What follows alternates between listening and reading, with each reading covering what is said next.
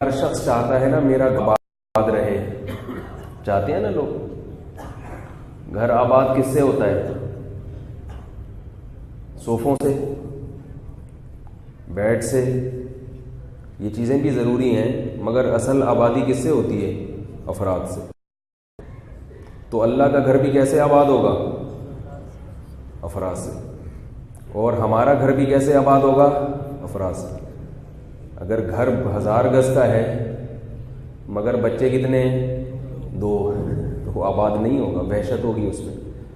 مجھے بڑی وحشت ہوتی ہے جب میں ایسے گھروں میں جاتا ہوں 1000 گز کے ہیں، اس میں بندے ہی نہیں ہیں، دیواریں کھا رہی ہوتی ہیں. میں کہتا ہوں کیسے رہتے ہیں یہ لوگ؟ اس دیواریں کھا رہی ہیں، بستر کھا رہے ہوتے ہیں، ایسا لگتا ہے کاٹ رہے ہیں. اس سے وہ گھر اچھا ہے جو چھوٹا ہو مگر بھرا ہوا ہو. تو جیسے ہمارے گھر آباد ہوتے ہیں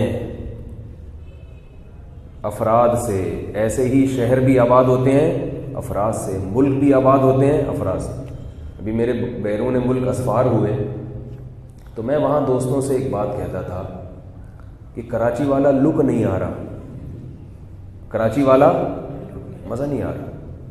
ملیشیا کتنا خوبصورت ملک ہے، کتنا زبردست انہوں نے بنایا ہے اس کو، بلڈنگیں ہیں، پارک ہیں، بندے نہیں ہیں. تھائی لینڈ کتنا خوبصورت ملک ہے، بینکاک پورے شہر کے اوپر، کراچی جتنا شہر ہے پورے شہر کے اوپر انہوں نے روڈ بنائے ہوئے ہیں. پھر اس ٹرین کا ٹریک الگ ہے، لوکل ٹرین، روڈ الگ ہے، بندے نہیں. ہمارے ہاں صدر میں جاؤ بندے ہی بندے، مارکیٹیں بھری ہوئی ہیں، ایک گہما گہمی ہے. یہ گہما گہمی جو ہے نا، اس سے انسان کی زندگی کو تازگی ملتی ہے، اس سے انسان سیکھتا ہے بہت کچھ. صدر میں لے جا کے بندے کو چھوڑ دو، کسی کو صدر میں لے جا کے چھوڑ دو، تھوڑے دنوں میں دیکھو کیا فنٹر بن کے نکلے گا. وہ 100 قسم کے لوگوں سے اس کا واسطہ پڑے گا. دیکھو گاؤں اور دیہات کے لوگوں کی جو مینٹل اپروچ ہے وہ ذرا کم ہوتی ہے، وہ کم سیکھتے ہیں، تیز نہیں ہوتے. وہ وجہ کیا ہے کہ آپ نکلے دور پہاڑ پہ ایک بندہ نظر آیا آپ کو، یہ سارا دن کتنے افراد سے ملاقات ہوئی؟ ایک آدمی سے، وہ بھی کہاں بیٹھا ہوا تھا؟ پہاڑ پہ. 2 آدمی ادھر ٹہلتے ہوئے نظر آئے، ایک آدھ ادھر نظر آ گیا، اور وہ بھی اپنے ہی مزاج کے، اپنی ہی زبان کے. آبادی زیادہ ہوتی ہے تو صبح سے لے کے رات تک 100 مختلف قسم کے لوگوں سے آپ کا واسطہ پڑتا ہے، تجارت کی لائن سے بھی، مذہب کی لائن سے بھی، معاملات میں بھی، ہر طرح کی چیزوں میں. اس لیے جو کثیر آبادی والے لوگ ہیں ان کی جو ذہنی گروتھ ہے، نشو و نما، وہ بہت تیزی سے ہوتی ہے. بہت فنٹر بن جاتے ہیں تھوڑے دنوں. کراچی میں دیکھو ہر آدمی فنٹر بن آپ کو لگے گا. لاہور میں بھی ایسے ہی کھچا کھچ پبلک بھری ہوئی ہے.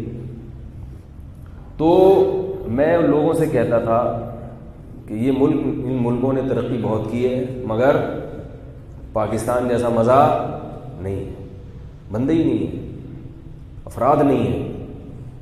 تو جیسے ملک آباد ہوتے ہیں آبادی سے، کراچی کو ماں کیوں کہا جاتا ہے؟ ایک زمانے میں کراچی کو غریبوں کی ماں کہا جاتا تھا. جس کو کہیں بھی روزگار نہیں ملتا تھا اس کو کراچی میں روزگار مل جاتا تھا.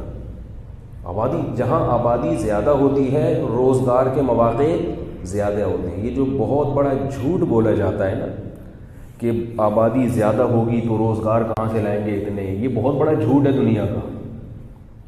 دیکھو اگر آبادی کی کمی سے روزگار کے مواقع زیادہ ہوتے تو چھانگا مانگا کے جنگلات میں روزگار سب سے زیادہ ہوتا، وہاں تو بندے ہی نہیں. بھائی آبادی جتنی بڑھے گی ویکینسیز اتنی ہی زیادہ، کیونکہ ہر آدمی کی ضرورت دوسرے سے وابستہ ہے.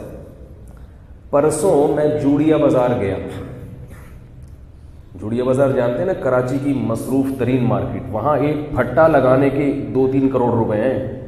یعنی اتنی سی جگہ آپ کو چاہیے نا، دکان چاہیے، صرف ایک پھٹا لگانا ہے تو 2-3 کروڑ روپے میں آپ کو پھٹا لگانے کی جگہ ملے گی. وہاں آپ کچھ بھی رکھ لو، لے جا کے پکوڑے لگا دو.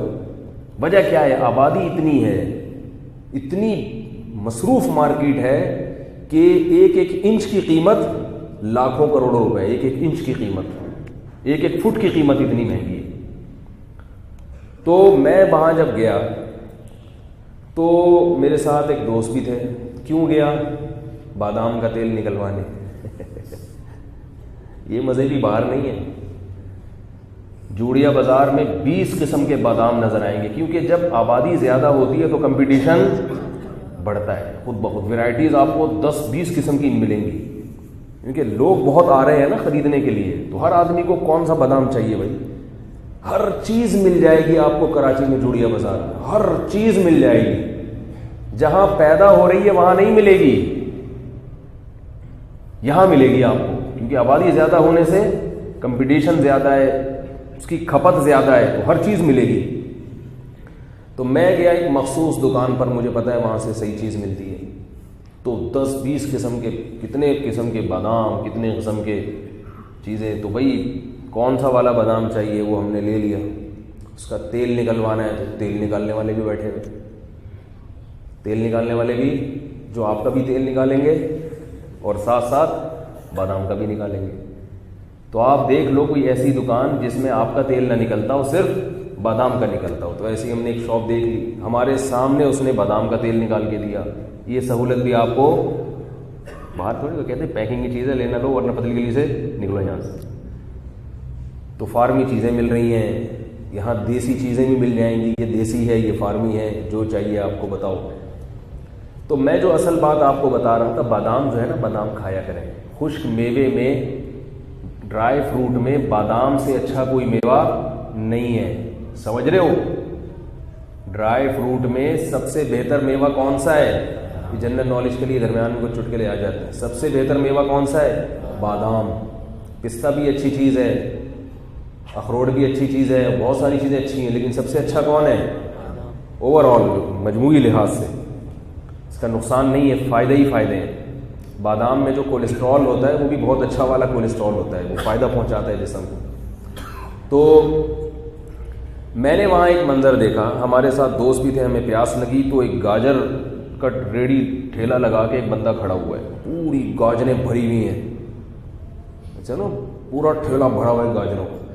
وہ گاجر کا جوس نکال کے بیچ رہا تھا، تو ہمارے دوست کو پیاس لگی، اس نے کہا میں گاجر کا جوس پی رہا ہوں، میں نے بھی پی لیا۔ پھر تو جب ہم نے پیا، میں نے کہا یار یہ ابھی عصر کا ٹائم ہو رہا ہے اور سردیوں کی اثر ہے، ابھی مغرب ہو جائے گی تھوڑی دیر میں، یہ اتنا بڑا ٹھیلا لگا کے بیٹھا ہوا ہے، یہ بکے گا کیسے اس کا؟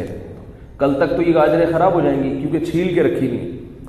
ہم تھوڑی دیر میں گھوم کے آئے تو وہ بالکل ختم۔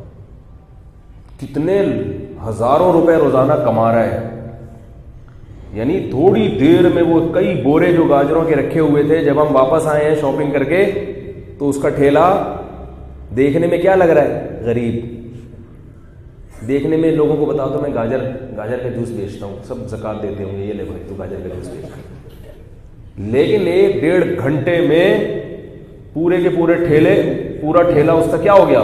غائب۔ کتنا کما لیا ہوگا؟ یہ کس کی برکت ہے؟ آبادی کی برکت ہے، آبادی۔ تو اس لیے بار بار یہ کہتا ہوں کہ آباد جو ہے نا، دنیا آباد کس سے ہوتی ہے؟ انسانوں سے۔ ملک آباد ہوتے ہیں انسانوں سے، گھر آباد ہوتے ہیں انسانوں سے۔ ایسے ہی اللہ کا گھر بھی کس سے آباد ہوگا؟ بیت اللہ کس سے آباد ہے؟ انسانوں سے آباد ہے۔ کتنا رش ہوتا ہے جب ہم اللہ کے گھر جاتے ہیں، طواف 24 گھنٹے طواف ہو رہا ہے، کیا عجیب منظر ہوتا ہے وہ منظر جب دیکھتا ہے انسان۔ ہر وقت اللہ کے گھر کے گرد دیوانوں کی طرح گھومنے والے موجود ہیں، 24 گھنٹے گھوم رہے ہیں، جو جاتا ہے ایک دم سائیکل کی طرح گھومنا شروع کر دیتا ہے۔ وہ اس گھر کا ادب ہی ہے کہ جاؤ اور فوراً چکر کاٹنا شروع کر دو۔ تو جیسے ہم یہ چاہتے ہیں کہ ہمارا گھر آباد رہے، ہم نے تو چاہنا چھوڑ دیا، آج کل لوگوں نے چاہنا چھوڑ دیا، 2 بچے کہہ رہے ہیں گھر آباد نہ ہو، بس بچے نہ ہو۔ لیکن بہرحال اللہ یہی چاہتے ہیں، کیونکہ اللہ فیملی پلاننگ والوں سے متاثر نہیں ہے، اللہ یہی چاہتے ہیں کہ میرا گھر بھی کیا رہے؟ آباد رہے۔ تو کیسے آباد رہے گا؟ ہم لوگ جب اللہ کے گھر میں آئیں گے، سمجھ رہے ہیں؟ جب ہم اللہ کے گھر آئیں گے تو اللہ کا گھر آباد ہوگا۔